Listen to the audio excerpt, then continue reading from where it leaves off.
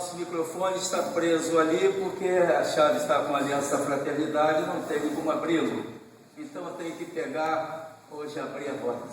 Sua voz é muito boa. Obrigado. Eu já estou acostumado. Uma vez na igreja católica, ali na Engenho Novo, nessa igreja Nossa Senhora da Consolação, aquilo cabe 4 desses. Era eleitor.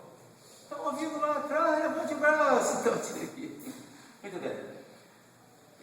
O frio está chegando, já chegou, e nós temos um grupo aqui de vez em quando para visitar a rapaziada da rua.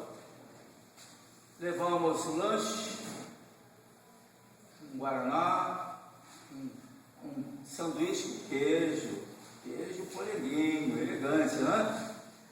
E o cobertor. Não estou pedindo dinheiro de vocês não, porque nós já adquirimos essas coisas. Foi um troco do ano passado que nós guardamos e estamos agora investindo.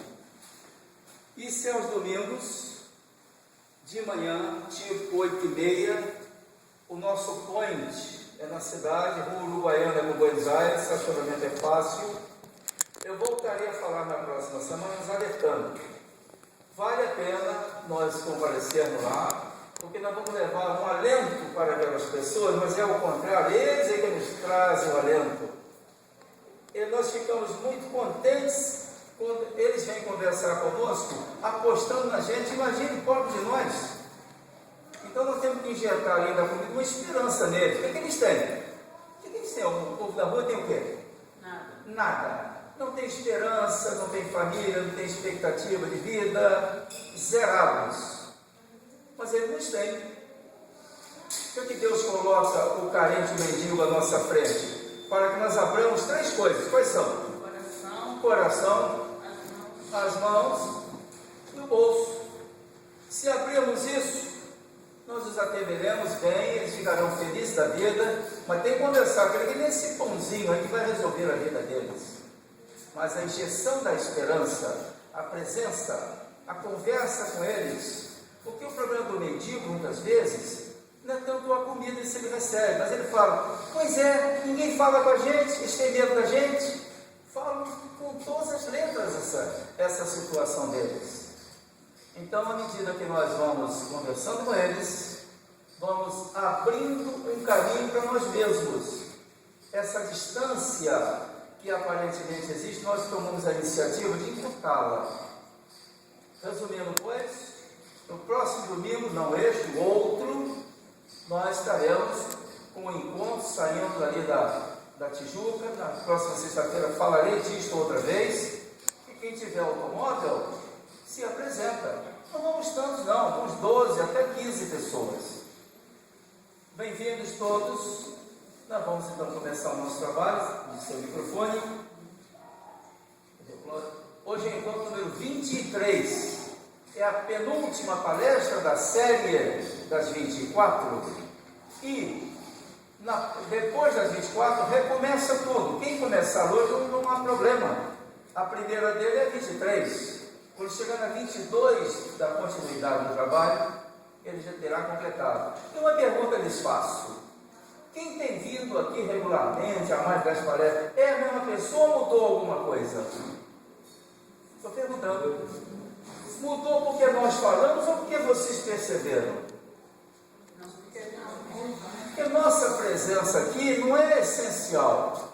É importante que tem que dizer-lhes. Mas o importante é a detonação no psiquismo de vocês, para que vocês tirem na reflexão, tirem conclusões. Esse é o objetivo do tratamento espiritual, esta é a razão de ser das palestras. Bem-vindos todos. Coloque sua palavra sem microfone. Vamos fazer a oração? Pode fazer. Bom, como disse o Hernandes, palestra de hoje, palestra número 23, falaremos, entre outras coisas, sobre fantasias místicas e religiosas, sincretismo e ecletismo, religião e religiosidade, cultos e exterioridades, universalismo. Mas antes disso, vamos ficar de pé para a nossa prece inicial, fechando nossos olhos, colocando-nos um pouco mais para dentro, esquecendo neste momento, por mais difícil que possa parecer, dos problemas materiais, das coisas que ficaram lá fora. Nesse momento é você e Deus, você e o seu Deus eterno. Entre em contato com Ele e peça a Ele. Nós, pedintes eternos que somos, hoje peça menos material, peça hoje mais entendimento, mais condição de compreensão daquilo que eu realmente vim fazer aqui. O momento de transição chega cada vez mais próximo. Os acontecimentos se dão, ainda mais se darão. Mas a transição mais importante não é nem a planetária, é aquela transição que se dá dentro de cada um de nós. O que eu quero? O que eu penso da minha vida? Qual o objetivo entre eu e esse planeta? Ligue-se a Ele.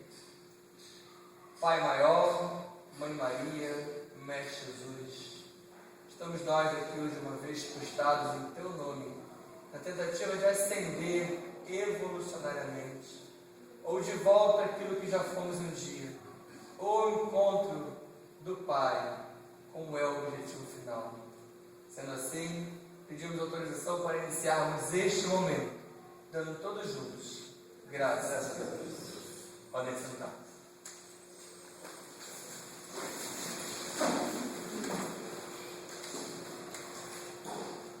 É estranho falar sobre o microfone, não pela voz, mas porque não fica segurando nada. A mão fica para dentro da vazia, não segurando nada. Mas faz parte. Vamos lá então. Sincretismo. Sincretismo é a fusão de diferentes elementos, por vezes antagônicos, em um só lugar. É mais ou menos como se fosse uma colcha de retalhos. Isso é bem antigo, né? Para alguns não fazem ideia do que é isso. Antigamente se fazia colcha a partir de retalhos, já viram? Fica até bonitinho. É uma grande mistura. Esse sincretismo, ele é bem exemplificado pelo que é a Umbanda. A Umbanda, na verdade, é um grande sincretismo. Ela se originou de uma outra coisa que chama-se Umbandã, que é a Umbanda original, a Umbanda pura, a Umbanda sagrada. Tem livros que tratam sobre isso. E quando foi trazida para cá, os escravos fizeram esse sincretismo, essa mistura. Por quê? Na senzala, onde eles moravam, eles eram jogados, eles eram super maltratados, eles não podiam ter suas próprias crenças, seus próprios cultos, suas próprias culturas.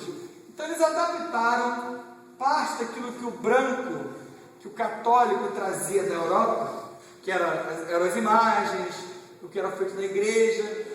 Ele adaptou aquilo ao que ele acreditava. Por isso que hoje se fala Ogum é São Jorge. Não é. É um sincretismo. É uma maneira de aproximar. Entende? Como se Iemanjá fosse Maria. Na verdade não é. Os orixás são energias. São coisas muito mais acima do que a nossa compreensão permite. Nós não temos orixás manifestados fisicamente. Então a Umbanda é uma prova dessa mistura, desse sincretismo. Parte da Umbanda veio dessa origem. Nós temos isso tratado nos seguintes livros: Missão do Espiritismo, livro Legião, e dois que vocês devem conhecer que falam muito sobre isso, que é o Aruanda e o Tambores de Angola. Ambos falam muito desse assunto que eu estou falando aqui para vocês. Essa roupagem que a Umbanda trouxe, por exemplo, os caboclos e preto velhos em geral, eles têm aquela maneira de falar, aquele jeitinho curvado, risonho ou rígido. O preto velho é mais risonho, o caboclo é mais rígido. Não necessariamente na Umbanda, todos os pretos velhos são pretos ou velhos. Nem todo caboclo um dia foi caboclo na encarnação. Aquilo ali, muitas das vezes, é uma maneira de chegar a nós. Muitos desses seres que se espalham por aí, eles têm manifestações em que eles mostram quem eles realmente são. Muitos deles são siderais, são seres de outros planetas, que se manifestam dessa maneira aqui para se adequar ao entendimento de nós, seres humanos, ainda em evolução, ainda com entendimento limitado. Agora vamos falar um pouquinho de cultos e exterioridades. Muitos dos cultos, das exterioridades que há nas religiões, Digo isso porque são símbolos, fórmulas criadas. A maioria dessas fórmulas e símbolos são criados por nós, homens, pelos seres humanos. A grande maioria não vem do alto, não vem da divindade, não foi trazido. Fomos nós que criamos ou que adaptamos. Mesmo algumas inspiradas a certos líderes religiosos, não expressam o sentimento coletivo de crentes e adeptos. Por vezes, esses crentes e adeptos nem as compreendem. Por exemplo, experimente perguntar para o católico por que toda vez que ele passa por uma igreja, ele faz, ou então ele faz isso. Eu antigamente fazia isso, peguei uma vez uma pessoa de surpresa, no ônibus a pessoa fez, eu perguntei, o que você fez? A única coisa que ela consegue explicar é que alguém mandou, ela viu fazer, sempre foi assim, mas ela não tem noção do que significa esse sinal, de por que ela está saudando o local, a egrégora, os seres que eles estão com esse sinal. E assim somos nós, na maioria das vezes. Nós fazemos as coisas automaticamente, mecanicamente. As próprias orações que nós rezamos, Ave Maria ou Pai Nosso, na maioria a gente fala de maneira automática. Elas não são roteiros, elas são mantras. Ali em cada frase, em cada mensagem, está embutido uma série de outras coisas. Nós trabalhamos muito com vocês aqui o tal do seja feita a vossa vontade, que a gente fala da boca para fora. A maioria de nós quer que seja feita a nossa vontade, a minha vontade, não a vossa, do Pai. Mostra disso que na maioria dos acontecimentos nós não aceitamos, não entendemos, não compreendemos, não reagimos bem. E se você analisar cada oração, todas elas trazem coisas que a maioria de nós repete por repetir, fala por falar, é o famoso da boca para fora. A adoração divina submete passivamente o crente ou adepto a obrigações que fogem de sua própria vontade e razão pessoal. Gente, Deus, os seres superiores, avatares, guias, mentores, nenhum deles quer ser adorado. Nenhum deles quer ser louvado, adorado de maneira profunda, com doações materiais. Eles querem muito mais a nossa compreensão da função deles, a nossa compreensão da nossa participação nisso. Isso louva eles instintivamente. Tanto que tem vários lugares por aí que tem culto de adoração, culto de louvor, nada contra, nenhuma crítica, mas para quem já tem um entendimento diferenciado, não há por que louvar ou adorar nada.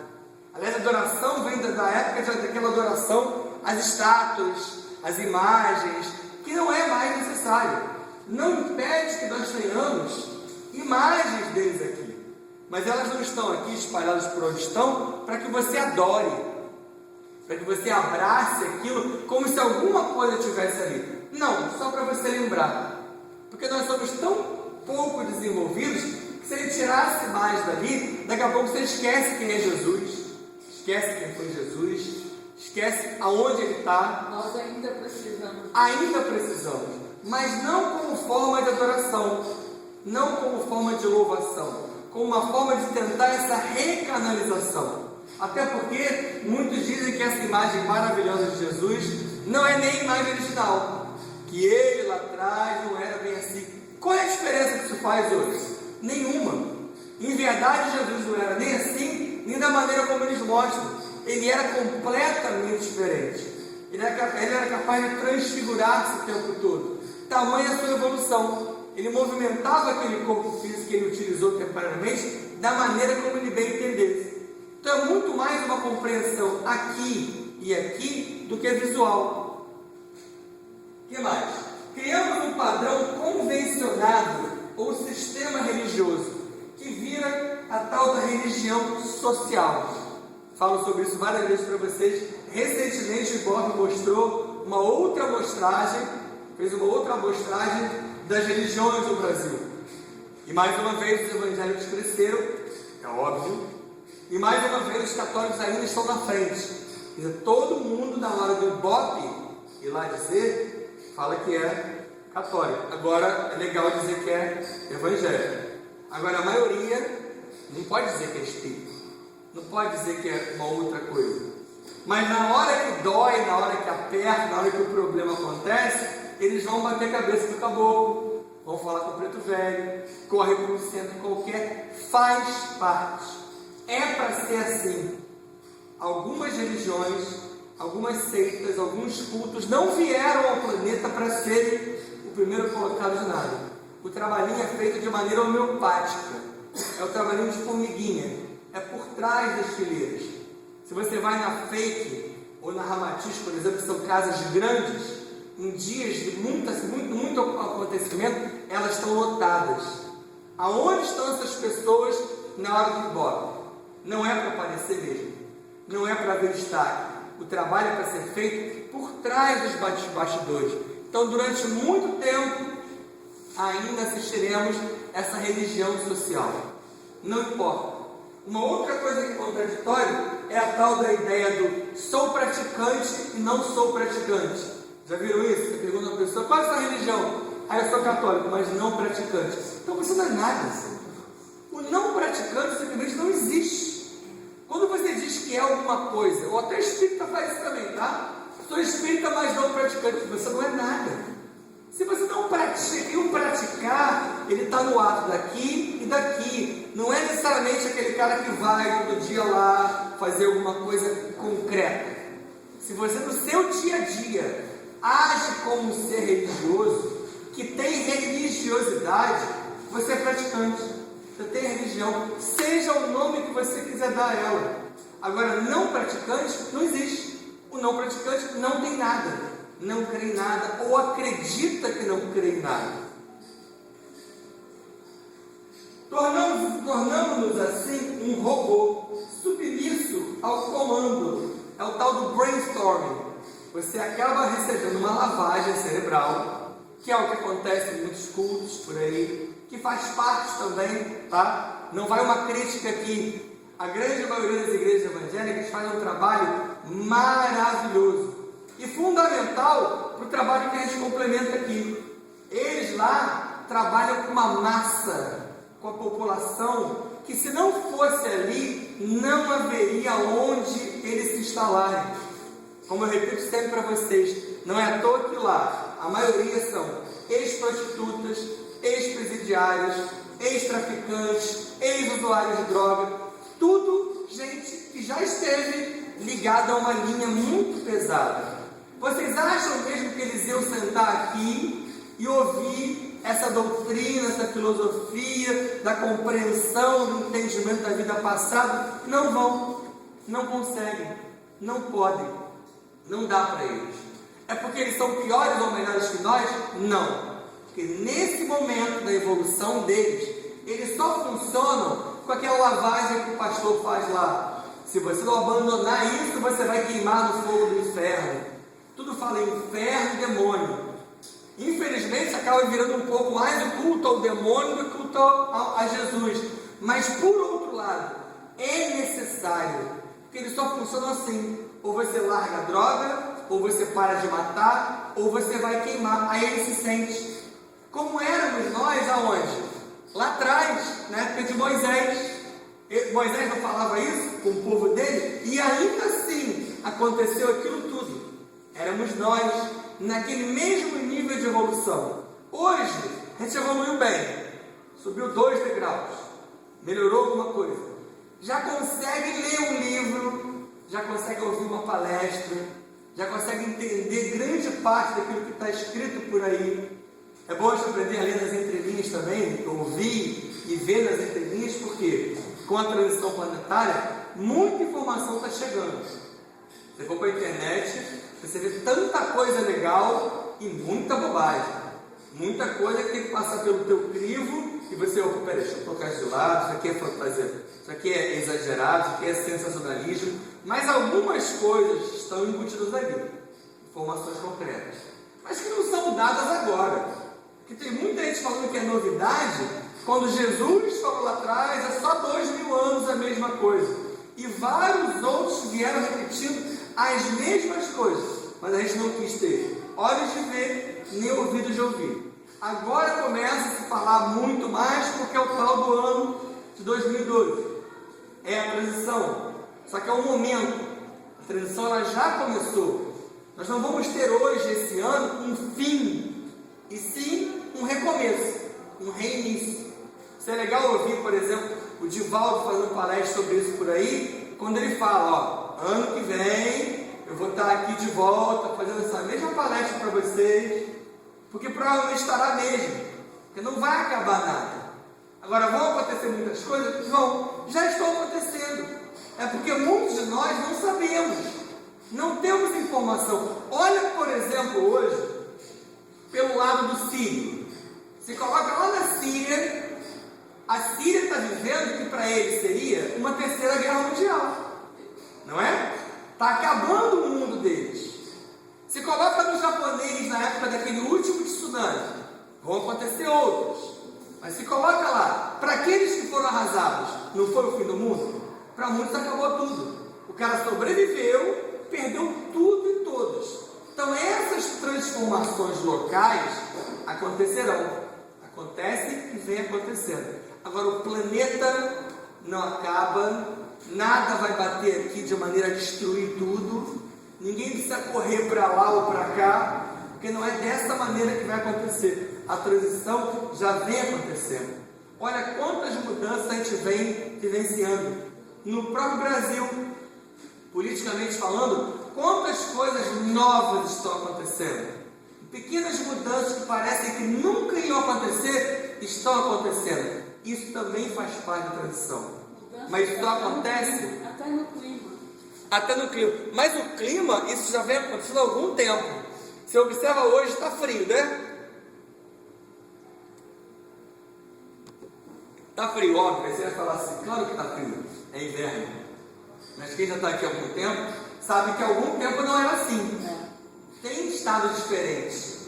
Mas aqui, vou dizer para vocês, pelo que a gente estuda de fora, nem mudou tanto. Já observaram como é que está os Estados Unidos hoje?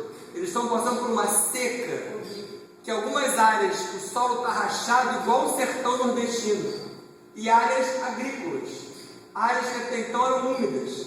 Está havendo uma grande mudança, mas faz parte desse processo. É muito menos aquecimento global e muito mais um ciclo gigantesco que o nosso planeta passa, o nosso sistema passa, para receber aquele tal daquele, aí tem vários nomes, Astro Cruzo, Planeta X, Absinto, Nibiru e por aí vai.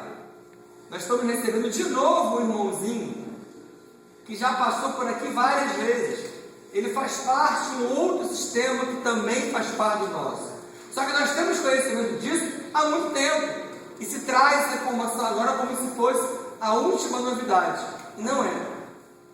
Continuando aqui.